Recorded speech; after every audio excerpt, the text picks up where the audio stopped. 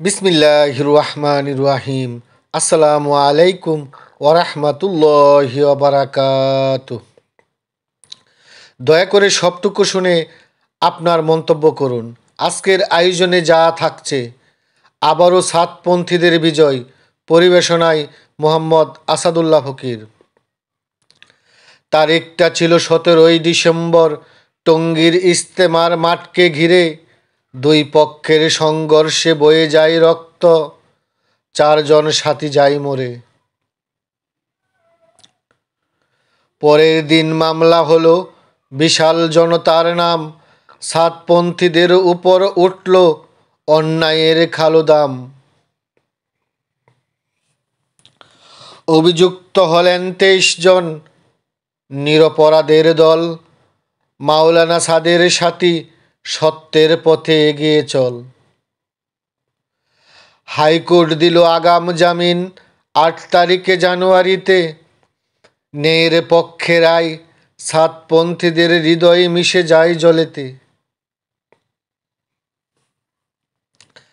রাষ্ট্রপক্ষ করিল আপিল, চাইল স্থগিত আদেশ। 23 তারিখে শুনানি, ন্যায় বিচারের স্পর্শ পেল দেশ।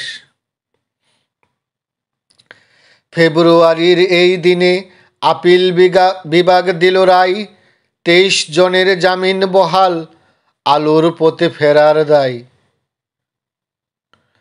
সত্যের জয়, অন্যায়ের হার, ন্যায়ের জ্যোতি জ্বলে। সাতপন্থীদের অবিচল বিশ্বাস, আল্লাহর হাতে তোলে। এ রায় প্রমাণ করল, মিথ্যার কোনো স্থান নেই। যুগে যুগে সত্যের আলোয় মিথ্যাকে করে পরাজয়। মাওলানা সাদের আদর্শ, সত্যের শক্তি নিয়ে বাঁচে মাথা উঁচু করে। ন্যায়ের পথে চলার অঙ্গীকার, কখনোই নত না মাথা নিচু করে।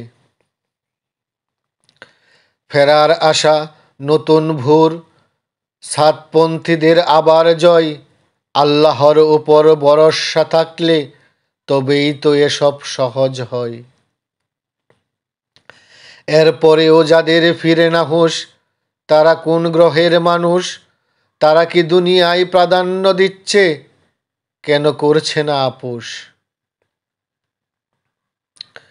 কি হবে মুসলমান পরিচয় দিয়ে, বড় হুজুরের লেবাস ধরে?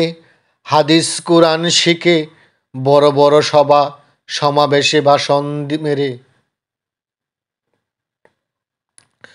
যদি একতাই না থাকে মুসলমানের মাঝে, কি হবে মুসলমান সেজে? ভাইয়ের রক্ত হাতে লাগিয়ে, ছন্দবেশী রূপে লুকিয়ে এ সমাজে। এসো না ভাই ভুলে যাই হিংসা বিদ্বেষ লোভ দুনিয়ার স্বার্থ। তাহলেই বুঝতে পারবো আল্লাহ রাসূল সাল্লাল্লাহু আলাইহি সাল্লাম ও পরকালের অর্থ। সকলে ভালো থাকুন, সুস্থ থাকুন। আসুন তাবলিগ জামাতের একতা গড়ি। আল্লাহ হাফেজ।